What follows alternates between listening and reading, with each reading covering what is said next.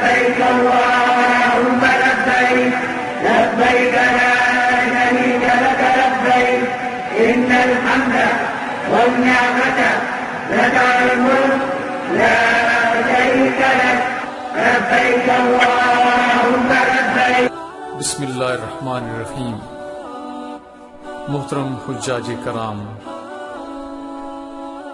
تربیتی پریزنٹیشنز کے اس حصے میں آپ کو دوران حج خیال رکھنے کی اہم باتیں بتائی جائیں گی.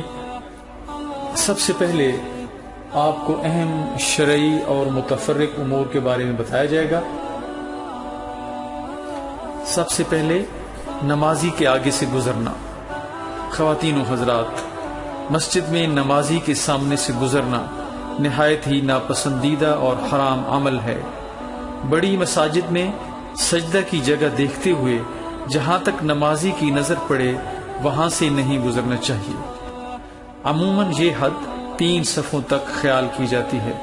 سخت بھیڑ کی حالت میں بھی نمازی کے سجدہ کی جگہ سے تو بالکل نہ گزرا جائے. صفوں کا اتصال.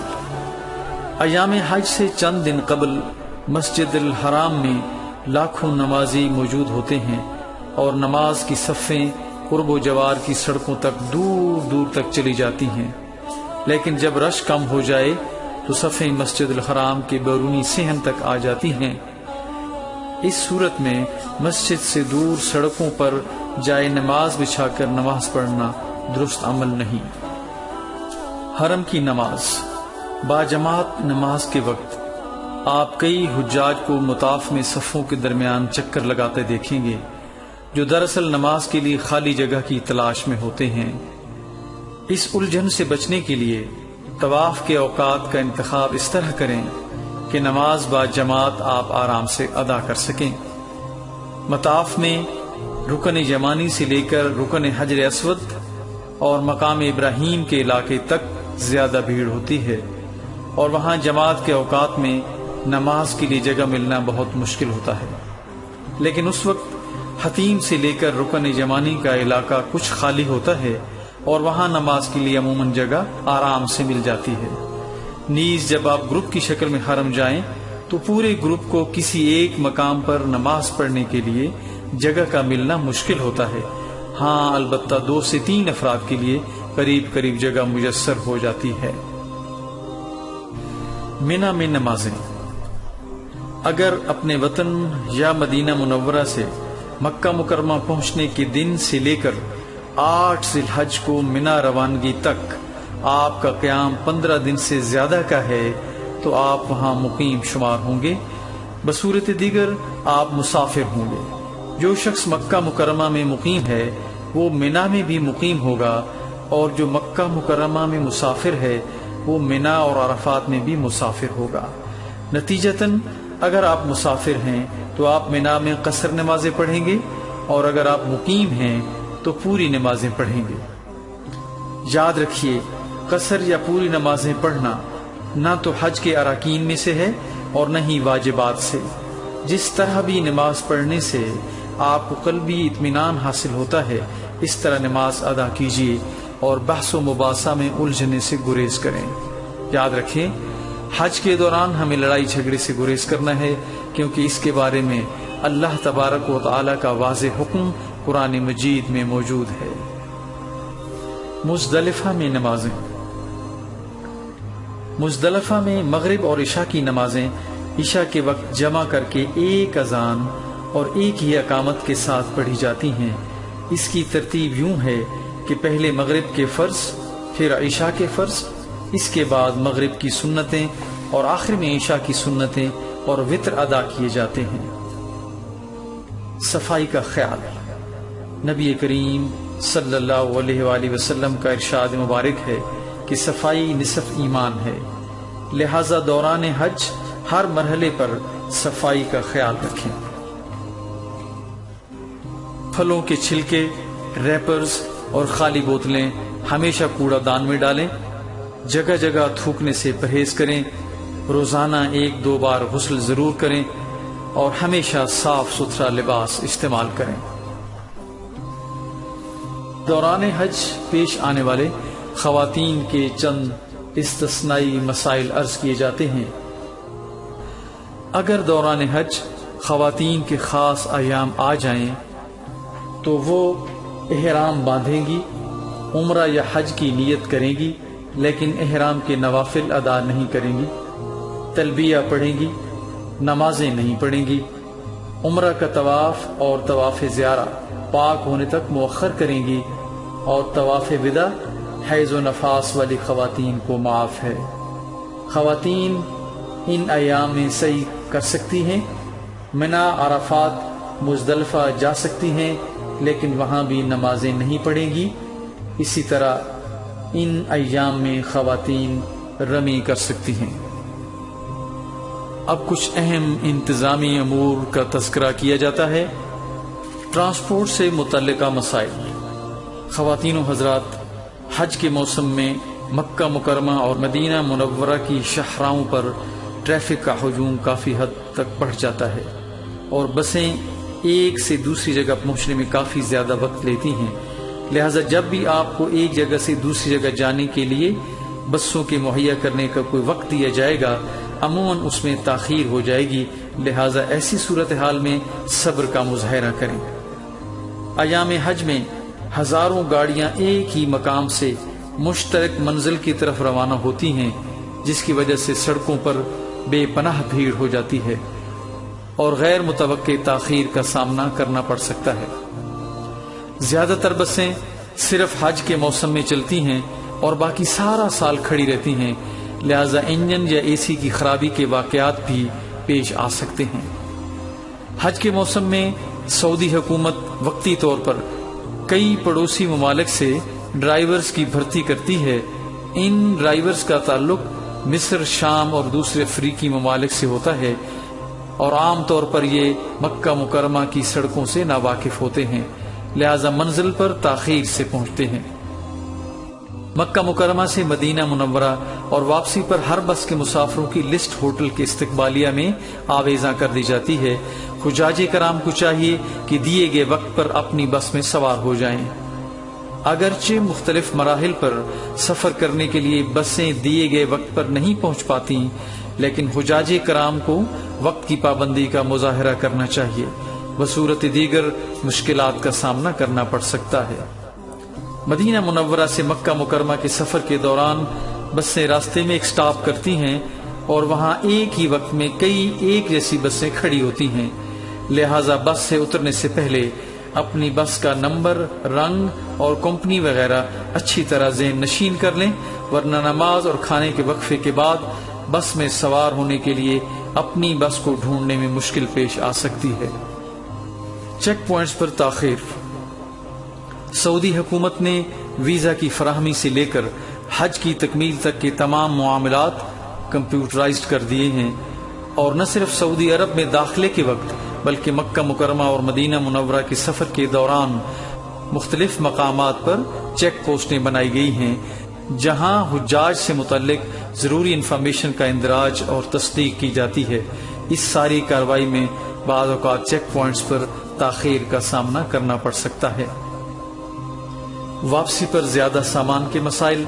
وطن واپسی کے وقت اگر خریداری ضرورت سے زیادہ کر لی جائے تو سامان کا وزن ایئر لائن کی مقرر کردہ حد سے بڑھ جاتا ہے، اور اس کی بکنگ کے وقت اضافی رقم ادا کرنا پڑ سکتی ہے۔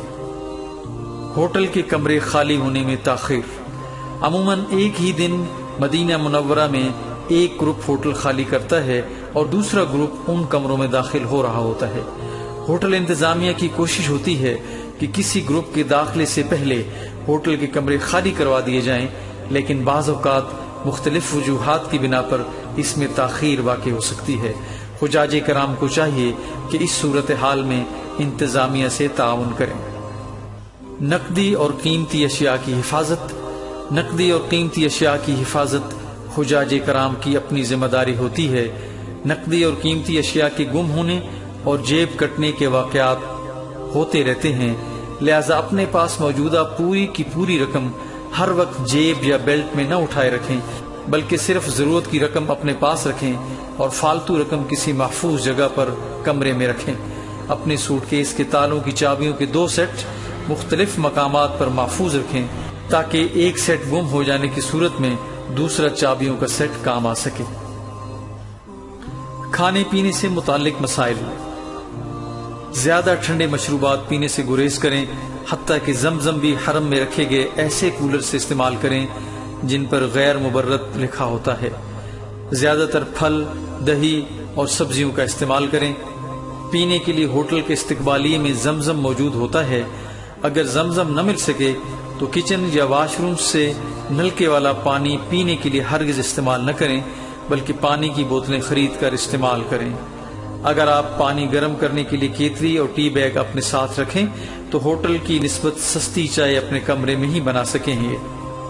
عموماً 2 آدمیوں کا کھانا 3 افراد کے لیے کافی ہوتا ہے، اور بچے ہوئے کھانے کو بے ادبی سے بچائیں۔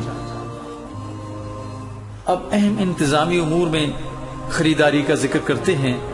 زیادہ خریداری نہ صرف مہنگی بلکہ وقت اور ذہنی سکون کا ضیاع بھی ہوتی ہے، لہذا بازاروں میں کم سے کم جائیں اور زیادہ وقت عبادات اور اپنے رب سے مضبوط تعلق جوڑنے میں صرف کریں۔ اگر خریداری زیادہ کر لی تو واپسی پر سامان زیادہ ہونے کی صورت میں ایئر لائن کی دی گئی وزن کی حد سے تجاوز ہونے کا اندیشہ ہو سکتا ہے اور مشکلات کا سبب بن سکتا ہے۔ کھجور مدینہ منورہ کی کھجور منڈی سے نسبتاً سستی مل جاتی ہے۔ قربانی کے انتظامات۔ حکومت پاکستان سرکاری اسکیم کے تحت حج پر جانے والے افراد کے لیے عموماً سعودی بینک کے ذریعے قربانی کا بندوبست کرتی ہے، جو ایک اچھا انتظام ہے، جس میں قربانی کی گارنٹی بھی ہوتی ہے اور گوشت بھی ضرورت مندوں تک پہنچا دیا جاتا ہے۔ اگر قربانی سرکاری اخراجات میں شامل نہ ہو تو پرائیویٹ افراد یا ٹھیکیداروں کے ذریعے قربانی کرنے سے اجتناب کریں۔ بدقسمتی سے اس سلسلے میں کئی لوگ دھوکہ دہی کا ارتکاب کرتے ہیں۔ منا اور عرفات کے نقشہ جات۔ حکومت پاکستان حجاج کرام کی رہنمائی کے لیے ہر سال منا اور عرفات کے نقشے چھاپنے کا اہتمام کرتی ہے۔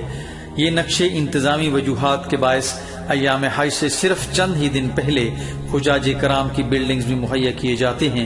اس کے علاوہ یہ نقشے منا میں قائم شدہ پاکستان حج مشن کے دفتر میں بھی دستیاب ہوتے ہیں۔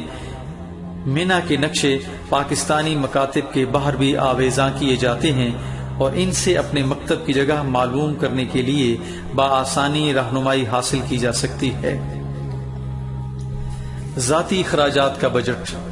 ہر فرد کا ذاتی اخراجات کا بجٹ مختلف ہوتا ہے، لیکن ایک اندازے کے مطابق 2000 سے 2500 ریال ایک فرد کے لیے اور 2500 سے 3000 ریال 2 افراد کے لیے کافی ہوتے ہیں۔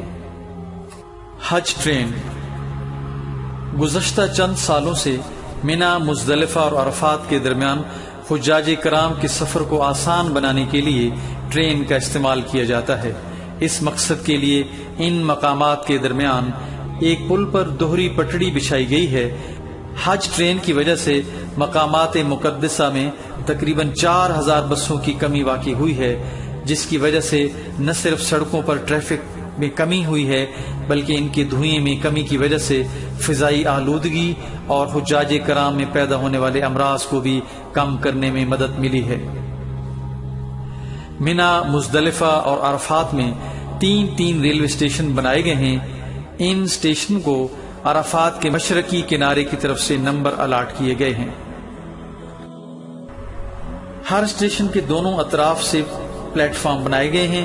مسافروں کی حفاظت کے لیے ہر پلیٹ فارم اور ریل کی پٹڑی کے درمیان شیشے کی آڑ لگائی گئی ہے، جس میں کئی دروازے بنائے گئے ہیں۔ ٹرین جب رکتی ہے تو اس کے دروازے شیشے کی آڑ کے دروازوں کے بالکل سامنے ہوتے ہیں اور مسافروں کو ٹرین میں سوار ہوتے وقت کسی دشواری کا سامنا نہیں کرنا پڑتا۔ ٹرین کی رفتار 80 کلومیٹر فی گھنٹہ ہوتی ہے اور یہ منا سے عرفات کا سفر صرف 13 منٹ جبکہ عرفات سے مزدلفہ کا سفر صرف 7 منٹ میں طے کرتی ہے۔ مشاعر مقدسہ کے درمیان سفر کے دوران ٹرین اگرچہ چند منٹ لیتی ہے لیکن اس پر سوار ہونے کے لیے کافی انتظار کرنا پڑتا ہے۔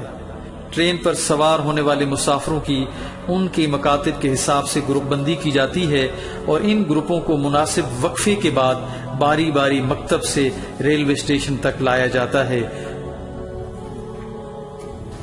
دروازے کھلنے اور بند ہونے کے نشان۔ حرم کے بڑے دروازوں پر اگر سبز لائٹیں آن ہوں تو اس کا مطلب ہے مسجد الحرام میں جگہ موجود ہے اور آپ اندر جا سکتے ہیں، لیکن اگر ان دروازوں کے باہر سرخ لائٹ آن ہو تو اس کا مطلب ہے مسجد الحرام کے اندر مزید نمازیوں کی گنجائش نہیں ہے، لہٰذا اب آپ مسجد کے اندر جانے کی کوشش نہ کریں۔ مسجد الحرام میں کئی مقامات پر موجود گھڑیاں تصویر میں دکھائی گئی گھڑی کی شکل کی ہوتی ہیں اور ان پر اس دن کی نمازوں کے اوقات کی نشاندہی سرخ رنگ کی تحریر میں کی گئی ہوتی ہے۔ اگر آپ کے پاس کوئی فالتو سامان یا بیگ وغیرہ ہے تو مسجد الحرام میں داخل ہونے سے پہلے اسے محفوظ جگہ پر رکھیں، ورنہ صفائی کا عملہ اسے اٹھا لے گا۔ سامان محفوظ رکھنے کی جگہ باب عبدالعزیز کے باہر سیڑھیوں کے ساتھ بنائی گئی ہے۔ بصورت دیگر قیمتی سامان آپ اس مقصد کے لیے حرم کے باہر بنائے گئے لاکرز میں جمع کرا سکتے ہیں، اس کی معمولی فیس لی جاتی ہے۔ خواتین کے وضو خانے حرم کے باہر صحن میں بنائے گئے ہیں، ان میں مرد حضرات جانے سے گریز کریں۔ متحرک زینے یعنی حرکت کرتی ہوئی سیڑھیاں۔ مسجد حرام میں کئی جگہ پر پہلی اور دوسری منزل پر جانے کے لیے متحرک زینے یعنی بجلی سے چلنے والی آٹومیٹک سیڑھیاں لگائی گئی ہیں۔ اس طرح بعض وضو خانوں میں جانے کے لیے بھی ایسی ہی سیڑھیاں استعمال کی جاتی ہیں۔ بزرگ خواتین و حضرات ان سیڑھیوں کا استعمال کرتے وقت اپنے پاؤں نہایت ہی آرام سے دو سیڑھیوں کی جوڑ والی جگہ کو بچاتے ہوئے رکھیں تاکہ اپنا توازن برقرار رکھ سکیں۔ بالائی منزل پر جانے کے لیے نیچے سے اوپر حرکت کرتی ہوئی سیڑھیوں پر جائیں۔ اگر اس مقصد کے لیے الٹی سمت سے نیچے آنے والی سیڑھیوں پر جانے کی کوشش کریں گے تو حادثے کا سبب بن سکتا ہے۔ متحرک سیڑھیوں پر سوار ہوتے وقت اپنے سے آگے والے حجاج کرام کے ساتھ بالکل مل کر کھڑے نہ ہوں، ورنہ اترتے وقت دھکم پیل کا اندیشہ ہو سکتا ہے۔ کثیر المنزلہ وضو خانے۔ مسجد حرام کے باہر وضو خانے 2 سے 3 منزلہ بنائے جاتے ہیں اور ان کے درمیان متحرک سیڑھیاں ہوتی ہیں۔ عموماً دیکھا گیا ہے کہ حجاج کرام پہلی منزل پر رش قائم کر لیتے ہیں، جبکہ اسی وقت نیچے والی منزل پر کئی وضو خانے خالی پڑے ہوتے ہیں، لہٰذا اگر پہلی منزل پر رش ہو تو آپ نیچے تشریف لے جائیں تاکہ آپ وہاں پہ آرام سے وضو کر سکیں۔ بیت الخلاء میں لگائے گئے مسلم شاور استعمال کرنے کے بعد ان کی مخصوص جگہ پر لٹکائیں اور فرش پر نہ پھینکیں۔ وضو خانوں میں وضو کے لیے بیٹھنے کی جگہ کے اوپر پاؤں نہ رکھیں، بلکہ اس جگہ پر بیٹھ کر سنت طریقے سے وضو کریں۔ مسجد الحرام کے قریب سڑک کے کنارے اور مسجد کے بڑے دروازوں سے داخل ہوتے ہی چپل محفوظ کرنے کے لیے پلاسٹک بیگ سٹینڈ پر موجود ہوتے ہیں۔ اپنی چپل اس پلاسٹک بیگ میں محفوظ کر کے کمر کے پیچھے لٹکائے گئے بیگ میں محفوظ کر لیں۔ اگر جوتیاں اپنے ساتھ نہ اٹھانی ہوں تو اس مقصد کے لیے بنائی گئی مخصوص جگہ پر رکھیں، بصورت دیگر صفائی کا عملہ انہیں ہٹا لے گا اور واپسی پر آپ کو پریشانی کا سامنا کرنا پڑ سکتا ہے۔ چپلوں کے بارے میں ایک ضروری مسئلہ یاد رکھیے کہ مسجد حرام کے باہر لوگ چپل اتار دیتے ہیں، پھر واپسی پر جو بھی چپل دستیاب ہو پہن کر چل پڑتے ہیں۔ شرعی طور پر یہ عمل درست نہیں۔ اس تصویر میں ویل چیئرز پر مسجد الحرام میں جانے کا راستہ دکھایا گیا ہے۔ اگر آپ کے پاس ویل چیئر ہے تو جہاں پر یہ نشان موجود ہو وہاں سے آپ ویل چیئرز پر مسجد کے اندر داخل ہو سکتے ہیں۔ مرد حضرات اس بات کا خاص خیال رکھیں کہ ان کی احرام کی نیچے والی چادر ناف سے ہر وقت اوپر رہے، ورنہ ان کا سطر قائم نہیں رہے گا، جو کہ عبادات کے لیے شرط ہے۔ یاد رہے، ٹرین کے ذریعے رمی جمرات کے لیے آنے والے حضرات جمرات عمارت کی سب سے اوپر والی منزل پر کنکریاں مارتے ہیں اور کنکریاں مارنے کے بعد اوپر والی منزل کے آخر میں بائیں جانب سے ایک پل پر سے گزرتے ہوئے وہ واپس ریلوے اسٹیشن پر جاتے ہیں۔ اگر غلطی سے آپ سیڑھیوں سے ہوتے ہوئے اوپر والی منزل سے نیچے اتر جائیں تو واپس ریلوے اسٹیشن پر جانے کے لیے جمرات عمارت کے قریب پہاڑی کے دامن میں موجود باربر کی دکان کے قریب سے اوپر جانے والی سیڑھیاں استعمال کرتے ہوئے آپ دوبارہ ریلوے اسٹیشن پر جا سکتے ہیں۔ تصویر میں ان سیڑھیوں کو دکھایا گیا ہے۔ منا میں موبائل کارڈ کی سہولت۔ تقریباً تمام ہی سعودی موبائل کمپنیاں منا میں اپنے دفاتر قائم کرتی ہیں، جہاں سے آپ کارڈ وغیرہ لے سکتے ہیں۔ خواتین و حضرات، منا میں یکساں خیموں اور یکساں لباس کی وجہ سے حجاج کرام کو اپنے ٹھکانے کی شناخت سخت مشکل ہوتی ہے اور بالعموم لوگ گم جاتے ہیں، لہذا مکاتب کے محل وقوع کو اچھی طرح سمجھ لینا نہایت ضروری ہوتا ہے۔ یہاں ان اوقات اور مقامات کا خلاصہ بیان کیا جاتا ہے جہاں راستہ کھو جانے کا اندیشہ ہوتا ہے، تاکہ اللہ تبارک و تعالیٰ کے معزز مہمان ان مقامات پر زیادہ احتیاط برتیں اور اپنی منزل مقصود پر جانے والے راستوں کا صحیح انتخاب کر سکیں۔ سب سے پہلی وجہ بلڈنگ کے محل وقوع سے ناواقفیت۔ جس بلڈنگ میں آپ کو ٹھہرایا گیا ہے اس کا محل وقوع اچھی طرح ذہن نشین کر لیں، یعنی یہ بلڈنگ کون سی سڑک اور کون سے محلے میں واقع ہے۔ بلڈنگ کے استقبالیہ سے اس کے پتے اور فون والا کارڈ ضرور لے کے اپنے پاس محفوظ کر لیں۔ بوقت ضرورت آپ کسی بھی معاون، رضاکار یا ٹیکسی ڈرائیور وغیرہ کو یہ کارڈ دکھا کر اپنی بلڈنگ میں آسانی سے پہنچ سکتے ہیں۔ مسجد حرام کے داخلی اور خارجی دروازوں کی لاعلمی۔ ایام حج سے پہلے جب حجاج کرام حرم شریف نمازوں کی ادائیگی کے لیے جاتے ہیں تو کچھ حضرات واپسی پر کسی غلط سڑک کی طرف نکل جاتے ہیں، لہذا جب بھی حرم جائیں تو داخل ہونے سے پہلے اچھی طرح ذہن نشین کر لیں آپ کس دروازے سے مسجد حرام میں داخل ہوئے ہیں اور اس دروازے کے باہر اہم نشانات اور عمارتیں کون سی ہیں۔ جب بھی حرم سے باہر نکلنا ہو تو اسی دروازے سے باہر نکلیں جہاں سے آپ اندر تشریف لے گئے تھے۔ طواف زیارہ سے واپسی پر منا جاتے ہوئے غلط سڑک کا انتخاب۔ 10 سے 12 ذی الحجہ کے درمیان جب حجاج کرام طواف زیارہ سے منا واپس آتے ہیں تو اپنے خیمے اور مکتب کا راستہ تلاش کرنے میں دشواری محسوس کرتے ہیں، اس لیے ضروری ہے کہ اپنے مکتب کا محل وقوع، نزدیکی بڑی سڑک اور نزدیکی کبری وغیرہ بھی طواف زیارہ کے لیے جانے سے پہلے اچھی طرح ذہن نشین کر لیں تاکہ واپسی پر کسی دشواری کا سامنا نہ ہو۔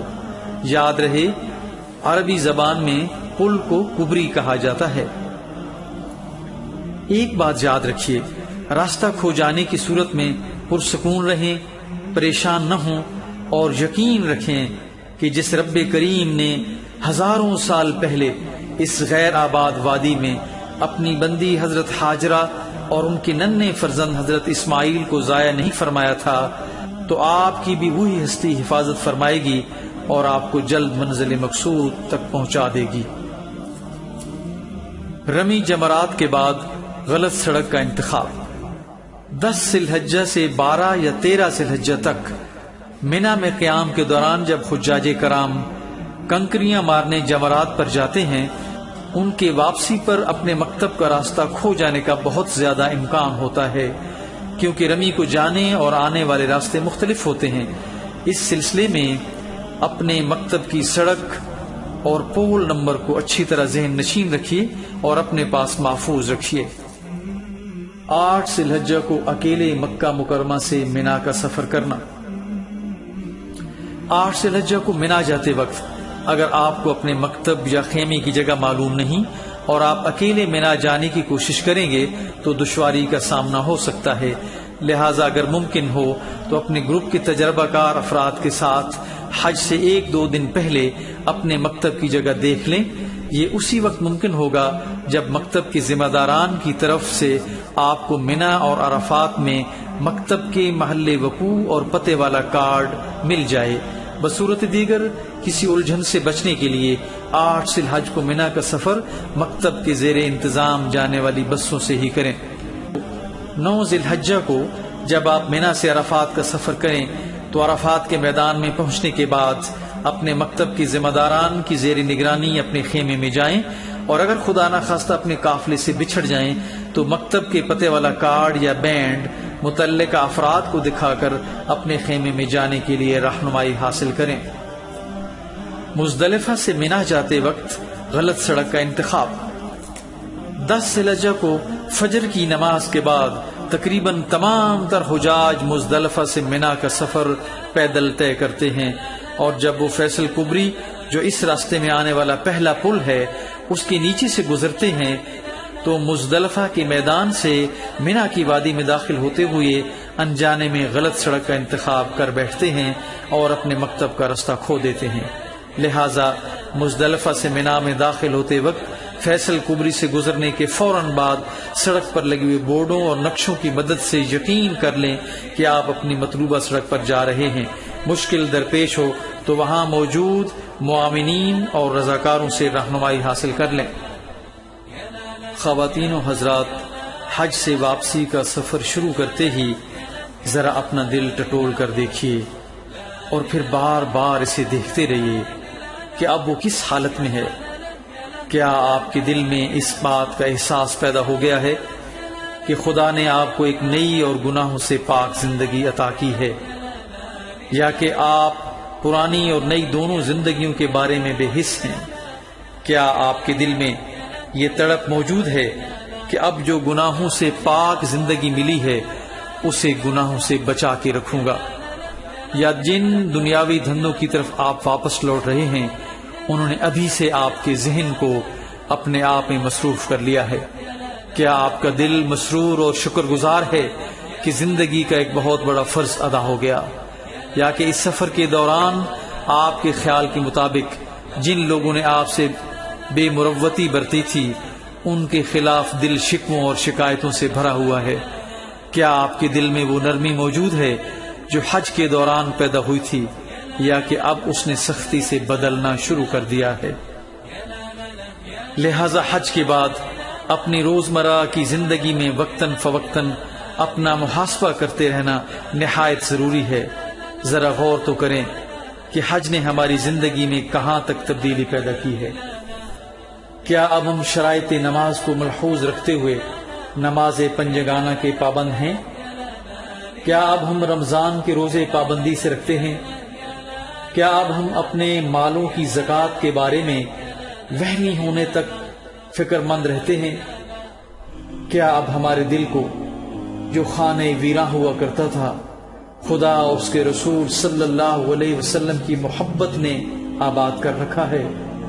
کیا اب ہمیں اس دنیاوی زندگی کی اہمیت اور اس کا اختصار دونوں کا اتنا پتہ چل گیا ہے کہ ہم نے لا یعنی کام اور لا یعنی کلام چھوڑ دیے ہیں؟ ہم نے ذاتی برادریوں، قبیلوں، علاقوں اور زبانوں کے تعصبات سے آزاد ہو کر خالص اسلام کی بنیاد پر لوگوں سے محبت کرنا شروع کر دی ہے؟ کیا ہم میں اتنا حوصلہ، اتنا حلم، اتنا معاف کرنے کا جذبہ پیدا ہو گیا ہے کہ انسانوں کی زیادتیوں کو نظر انداز کر کے ان سے تعلقات قائم رکھنے کو ہی اپنی کامیابی سمجھیں؟ کیا ہم نے حقوق چلاتے رہنے کی بجائے فرائض ادا کرنے کی طرف توجہ دینا شروع کر دی ہے؟ کیا ہمیں یہ فکر رہتی ہے کہ جو آمدنی گھر میں آ رہی ہے وہ پوری حلال روزی ہے؟ کیا یہ کترنی کی طرح چلتی رہنے والی زبان جو ہر وقت کچھ نہ کچھ کترتی ہی رہا کرتی تھی کچھ قابو میں آ گئی ہے؟ کیا ہماری سمجھ میں یہ بات آ گئی ہے کہ خود پسندی کے معاملے میں انسان دوستی بہت اعلیٰ چیز ہے اور جھگڑے مٹانے کے لیے جھک جانا شکست کھانا نہیں بلکہ فتح حاصل کرنا ہے؟ کیا ہماری میں کوئی کمزوری واقع ہوئی ہے؟ کیا ہم اس پست سطح سے کچھ اوپر اٹھے ہیں جہاں اپنی جھوٹی آن کا احساس ہمیں ذرا سی بات پر مشتعل کر دیا کرتا تھا اور لوگوں سے اپنی بڑائی منوانے کی خاطر ہم بڑی ہی چھوٹی حرکات کرنے پر تلے رہتے ہیں؟ ہمیں پتہ چلا ہے کہ چھوٹا اور گمنام بن کر رہنے میں عافیت بھی ہے اور آخرت کی نجات بھی۔ کیا ہمارے فخر و غرور میں کوئی کمی آئی ہے؟ ہم نے اپنی اصلیت پہچانی ہے؟